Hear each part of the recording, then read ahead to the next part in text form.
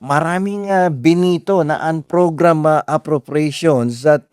yung may mga duplication of budget ay talagang tinanggal ng Pangulo at yun namang mga pondo para sa like for instance yung tax incentives for car manufacturers no na mga taga bansang Hapon ay tinanggal na din niya sapagkat ito naman pwedeng kuhanin doon sa pondo ng ilang departamento at ito ay may legal na basihan. Sabi ng Pangulo, teka muna, although hindi pa planchado maigi yung mga tax incentives na yan para sa mga car manufacturers, ay may pagkukuhanan ng pondo diyan sa ibang departamento and the office of the president has the constitutional power to